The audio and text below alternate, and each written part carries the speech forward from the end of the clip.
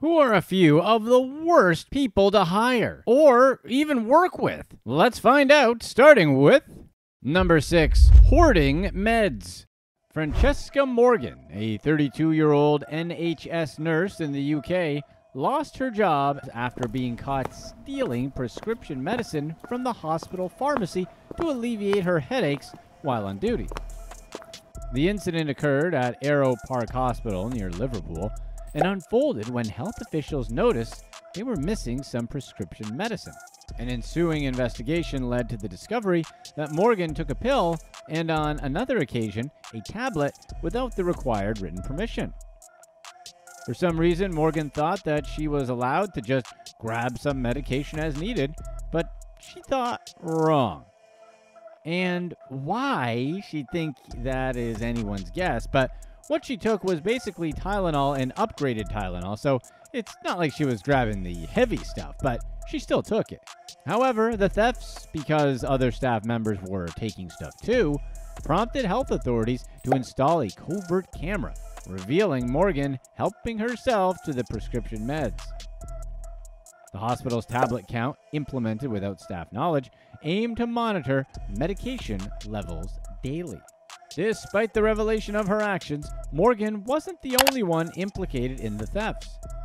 The prosecutor claimed that Morgan was responsible for only 2 specific incidents and highlighted her belief in implied consent to take the medication. Morgan's lack of previous convictions and the acknowledgement that she had lost her good character were noted during the court proceedings. In response to the charges, Morgan pleaded guilty to 2 offenses of theft by employee, and the court granted her a 12-month conditional discharge, indicating that she wouldn't face prison unless she committed further offenses within a year. Her attorney, Laura Flynn, talked about the severe consequences Morgan faced as a result of her actions. The nurse lost not only her job, but also her home, subsequently moving in with her grandmother. Flynn explained that Morgan had been suffering from headaches during the shifts and really thought it was acceptable to take the prescription medicine, especially as she observed other nurses doing the same. So what do you all think? Was the loss of Morgan's job, career, and her home punishment enough for her actions, considering her willingness to steal from the pharmacy? If she did it once, she'd likely do it again. Or, considering the lack of previous convictions and because of how her crime was, should she even have been fired? Let us know in the comments below. Number 5. Embezzling Beauty.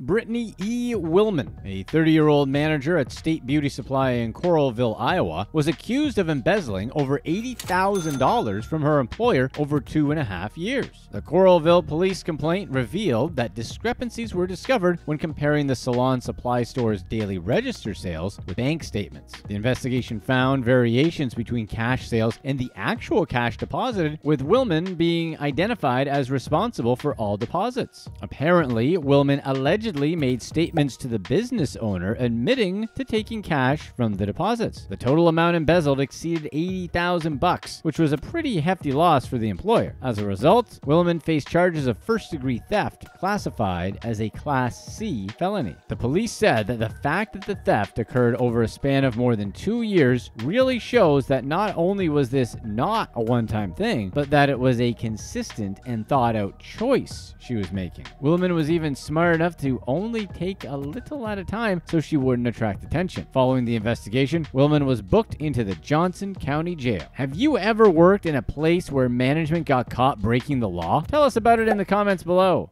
Number 4. Hungry for scamming.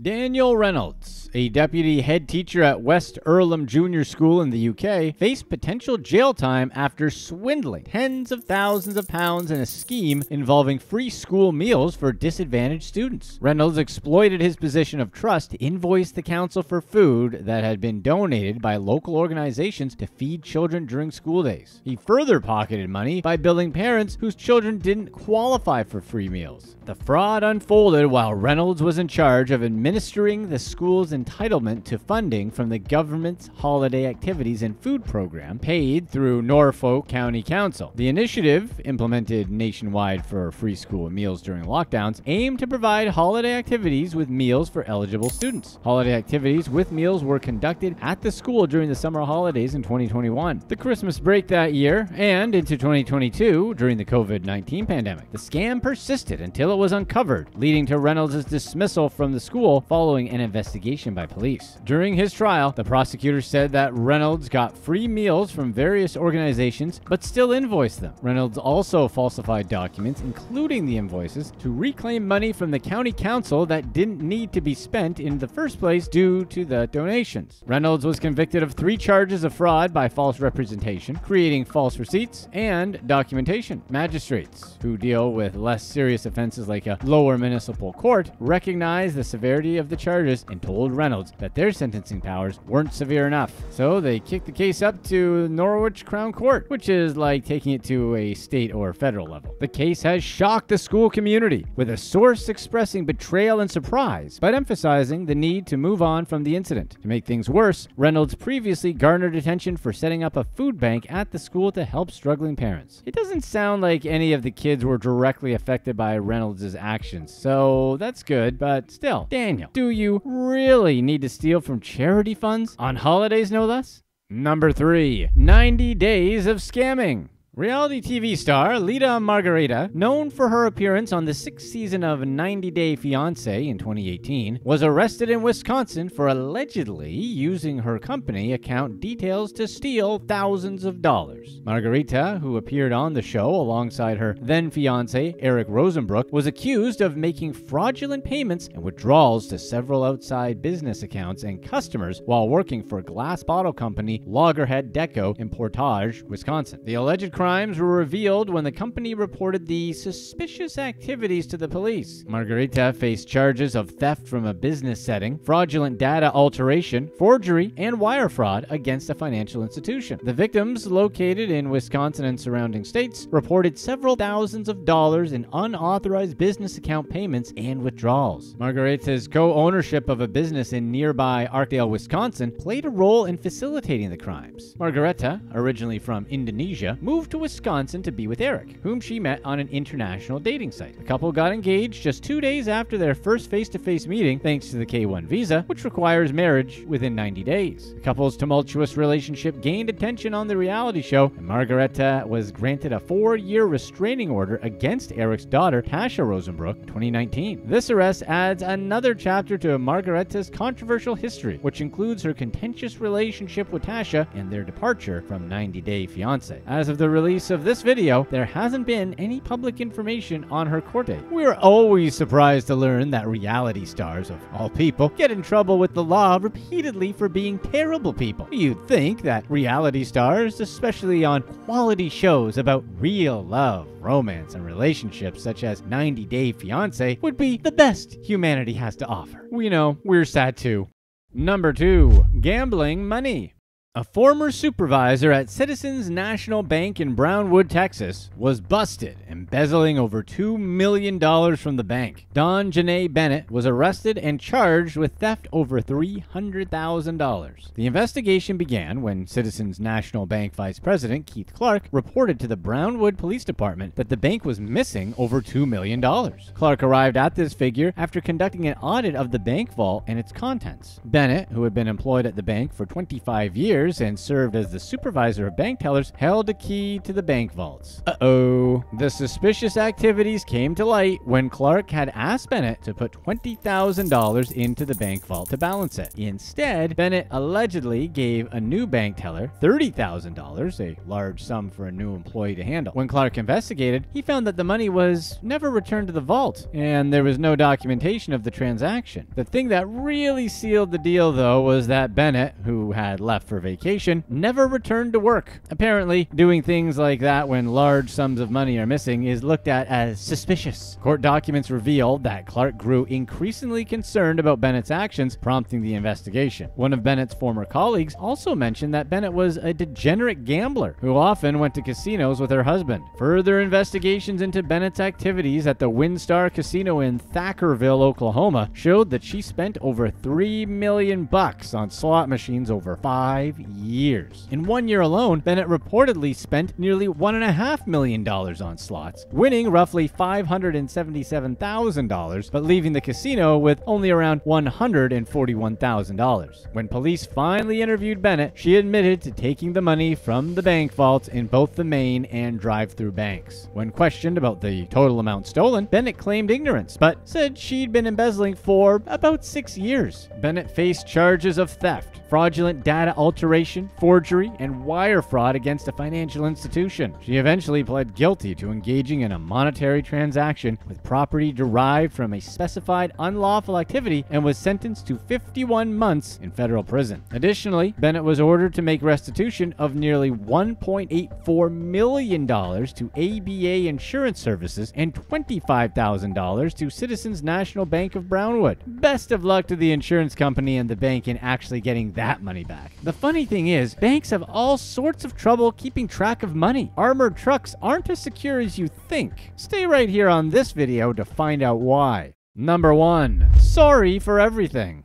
Former finance assistant Laura Howarth got caught embezzling £100,000 from her employer, British Independent Utilities in the UK, to fund a lifestyle she could not afford. Howarth, a mother of 2, earned just over £900 per month and owed a substantial amount in payday loans. Despite her modest income, she really tried to mirror the opulent lifestyles of glamorous women, including her boss's wife. To realize her aspirations, Howarth started stealing from her employer on a weekly basis, eventually getting herself a white SUV, expensive hair extensions, and VIP concert tickets. Howarth started stealing almost immediately after starting with British Independent Utilities. She initially withdrew £50 from a Royal Bank of Scotland ATM, violating the company's policy against cash withdrawals. And to conceal her actions, she cleverly integrated the stolen money into legitimate expense claims using the accounting system. As Howarth's confidence grew, so did the magnitude of her thefts. She was entrusted with overseeing petty cash and expense accounts, and went on to withdraw an average of £3,000 per month, occasionally splurging up to £6,000. Her spending spree continued until financial controller Chris Russell discovered irregularities in the company credit cards. So he started checking into the situation more and found that a credit card used by Howarth had been used to withdraw cash. The discovery prompted Howarth's suspension from her job, leading her to send a WhatsApp message to her employer that night expressing remorse with a simple yet impactful phrase, "Sorry for everything." Despite this confession, Howarth maintained her innocence to colleagues and friends until she eventually pleaded guilty to theft of £100,000 just before her scheduled trial. The court emphasized the calculated nature of her crimes, pointing out that she not only covered her tracks, but also increased the credit card limit to facilitate further theft. The impact of Howarth's betrayal extended beyond financial losses for her employer. Company owner Russ Priestley expressed disillusionment, revealing that the events had made him question his choices and fundamentally altered his perception of people. So, do you think she was actually sorry for everything, or sorry that she got caught?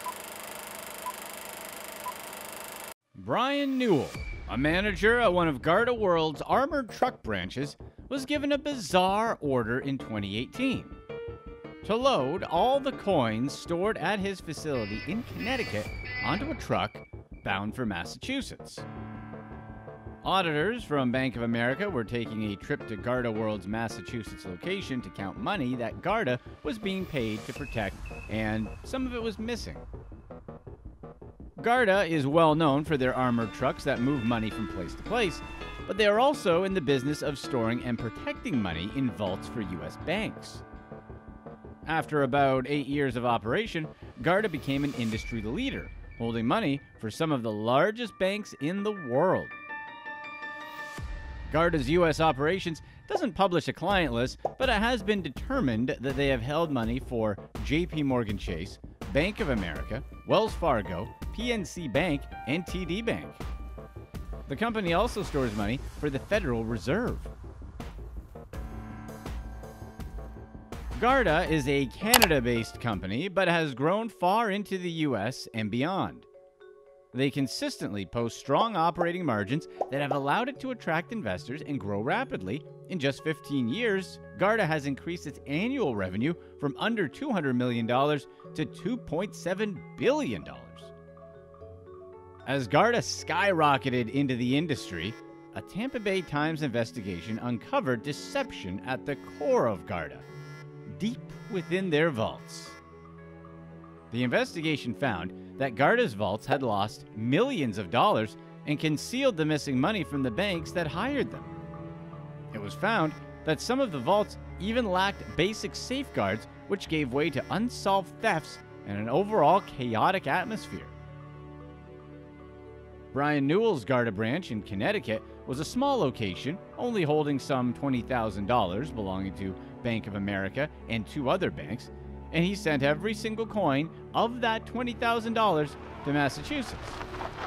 After the coins had arrived in Massachusetts, Newell learned that it hadn't been enough.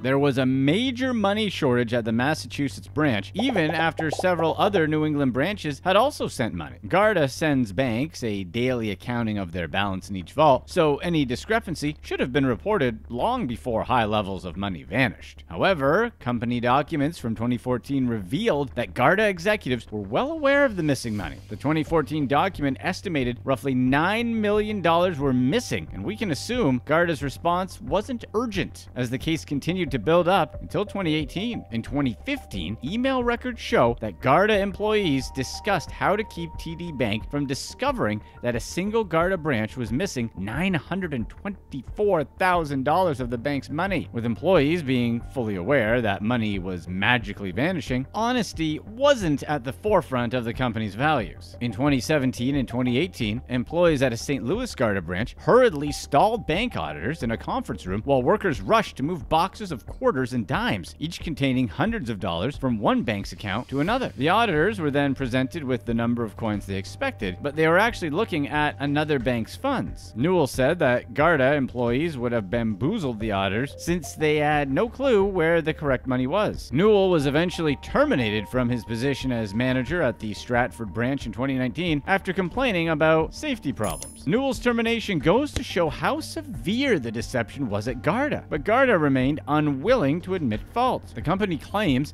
that any discrepancies detected were quickly investigated, reported, and resolved, and that inventory reconciliation is a normal part of business for a cash vault operation. Despite Garda's clear mismatching between words and actions, they have become a global private security powerhouse, taking on important roles that extend outside the U.S. currency system. The company has branched into other divisions, providing college campus securities and carrying out sensitive defense contracts, such as protecting the U.S. Embassy in Afghanistan. With money protection and holding comes the well-known Garda armored truck empire. This aspect of the company is operated out of Boca Raton, Florida, shuttling money between businesses and Garda vaults across the state of Florida. But as with other branches of Garda, there are indications that the company's rapid growth came at the expense of basic safeguards that are the norm at other companies. In March, it was revealed that the armored truck business was taking shortcuts on truck maintenance and training. Trucks lacked reliable brake systems, seatbelts, or even seats. Hundreds of people have been injured in Garda truck crashes, and at least 19 have been killed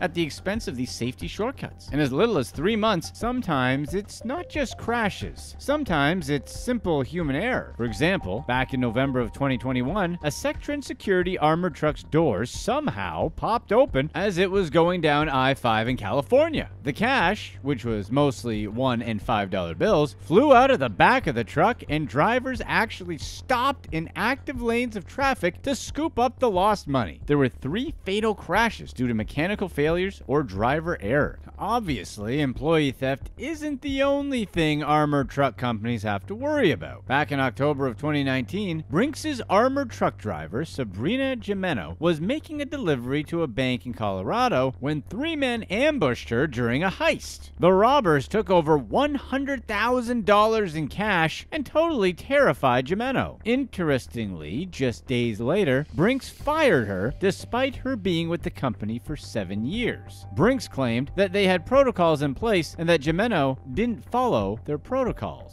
Joseph James, vice president of finance at Garda's U.S. branch from 2013 to 2015, confirmed 2 employees' statements that said the company attempted to conceal both the fallout of its safety problems as well as the issues in the vaults. The employees also stated that they were told to manipulate financial records to minimize the potential costs of the armored truck wrecks and increase the company's value. James said that many of Garda's practices made him highly uncomfortable and that Garda's approach to handling money created problems big enough to undermine the premise of the business. In December 2013, Garda struck a deal with Bank of America that helped it jump to the top of the vault industry. Bank of America signed a 12-year deal agreeing to outsource many of its vaults to Garda, selling about 32 buildings and essentially loaning 1,000 employees to Garda's vault operation. Both Garda and Bank of America celebrated the deal, with Garda instantly doubling its vault business and Bank of America reducing overhead costs. But as Garda publicly announced their successes, executives in charge of expansion were discovering millions of dollars had gone missing, and the company had no idea where the money had run off to. Shelley Crandall had been hired to oversee Garda's vault several months before the Bank of America deal was finalized, and she later began to uncover that multiple locations were missing money. Patrick Prince, the chief financial officer for Garda's operations across the world and second in command to Garda's founder and CEO, gave Crandall the approval to investigate. After about 9 months of Crandall's investigations, she found that roughly $9 million was missing across Garda's vaults. Some losses had existed for more than 2 years, insinuating a complete lack of care on the company's part. Crandall created an official document detailing the extent of the losses, asking for the employees responsible to be held accountable, and urging the company to replace the money. The document's requests for actions were largely ignored by Garda, and vault managers continued to deceive auditors by showing the money for a specific account that actually belonged to another bank. Meanwhile, theft continued to occur in Garda's vaults. Footage from vault security cameras were of such poor quality that it looked like the lenses were covered in frost. To make matters worse, the Garda checks on vaults were so disorganized and infrequent that they often didn't realize money had gone missing until a client pointed it out. In another instance, Garda lost $76,000 during a delivery in Springfield, Massachusetts. The company was seemingly aware that the money had disappeared, but they didn't investigate until a month later. They accused 2 employees of stealing the money, but the video footage they presented to the courts were so poor that they were unable to prove anything. A judge dismissed all charges against the employees. In the same Springfield, Massachusetts branch, theft was a major issue. One employee was accused of stealing money that she had stuffed in her bra and shoes. Another slowly racked up $30,000 of loot over a 3-month period, taking it little by little. A third employee admitted that he was left alone with open bags of money, that the temptation was too strong, and he stole somewhere around $71,900. Even more than having dishonest employees, Garda as a company was sloppy. They didn't run routine checks or have security measures in place to prevent theft from occurring. In fact, 3 money bags containing a whopping $390,000 vanished off a Garda armored truck in 2013. Garda couldn't figure out where the money went until an ex-employee began spending lavishly in Las Vegas and turned up at the bank with a shoebox stuffed full of cash. The ex-employee was ultimately convicted of money laundering and the transportation of stolen money in connection with the crime. Federal prosecutors were unable to charge the employee with actually stealing the cash, in part due to the lack of visual evidence as there was no camera coverage. At the trial, a former Garda employee testified that Garda truck doors could be popped open with a broom handle, a trick many employees caught onto, and the trucks were often left unattended. Sometimes it's not just crashes. Sometimes it's simple human error. For example, back in November of 2021, a Sectron Security armored truck's doors somehow popped open as it was going down I-5 in California. The cash, which was mostly $1 and $5 bills, flew out of the back of the truck, and drivers actually stopped in active lanes of traffic to scoop up the lost money. To the surprise of many, Garda did have money handling policies in place. For one, Garda armored trucks were never supposed to be left unattended, although we know that policy was followed loosely at best. Additionally, company rules stated that employees couldn't leave work for the night until every bill and coin was accounted for, but it's obvious that policy was ignored. External detectives testified that Garda employees regularly didn't follow money handling policies as they dealt with multiple other unsolved Garda thefts at the same time. Each Garda branch had its own unique handful of issues, but across the company, broken down equipment and lack of protocols were regular problems that made it easy to lose track of cash. One employee said that he would be stressing out about thousands of dollars missing, but no one else was. If there was a shortage or an overage, it was no big deal because it happened all the time. Garda constantly attempted to shift the blame to another party. According to the US government, banks are required to keep meticulous track of customers' money, even if they outsource handling to another company. Although certain banks were storing money in Garda's vaults, it's technically still the bank's vault, and they must make sure it's operated in a safe and regulated manner. Recurring vault imbalances are considered risky by banks, but in the case of Garda, it's likely that several of their bank clients were unaware that the money they were seeing in audits wasn't theirs. Garda was fooling clients in a way that was only seen one other time with a company called Revere Armored. In the 90s, the Revere Armored case told a tale quite like Garda. They weren't telling banks that used its vaults that millions of dollars had gone missing. Revere sent banks fraudulent balance sheets and physically moved money between accounts to deceive auditors. The fraud came to light when a competitor of Revere's filmed Revere drivers leaving trucks unattended and tipped it off to the company's insurer. The insurer quickly dropped the company as a client and notified the FBI, who later uncovered the vault problems. The couple that owned Revere claimed to be victims of internal theft, but rather they had been stealing from clients to fund their personal gambling habit. The couple ended up in prison for bank fraud, but the attorney on that case argued that banks shared some fault for the disappearance of the money. Revere lost an estimated $35 million, and in the end, it was recommended that banks eat the losses. Despite the outlook of both Revere and Garda, all employees of these establishments weren't corrupt. In 2016, Garda's risk manager, Christine Buquin, sent an email to her supervisor detailing extensive safety problems at the company. Buquin also accused the company of misrepresenting Garda's financial condition. Garda set aside money to pay legal claims related to crashes and workers' compensation, but they had been manipulating these numbers to attain a better financial outlook. Buquin herself had been directed to manipulate the reserves to achieve whatever goal Garda had at the time. For instance, Buquin was instructed to increase the amount in reserves to make the company look worse just before Garda's owner, Stephen Chrétien, bought back the company's stock to take Garda private. She later was instructed to lower estimates in reserves to improve Garda's financial picture by millions. The day after Buquin sent the email to her supervisor, she was laid off. The company claimed that Buquin had a grudge against Garda World and even sued to have company documents returned. Since Garda's allegations against Buquin, she has become an outspoken critic of the company. Buquin revealed that she was given specific numbers to hit in order to keep reserves as low as possible, for as long as possible. Even with the wonky reserves that were constantly ordered to shift from high to low, the actual funds in reserves weren't sufficient to cover the severity of the incidents that occurred at Garda. A 2013 crash in Los Angeles left an aspiring nurse and Garda driver with permanent brain damage. Garda valued the case at $234,000, but the risk department believed it would cost between $2 million to $3 million.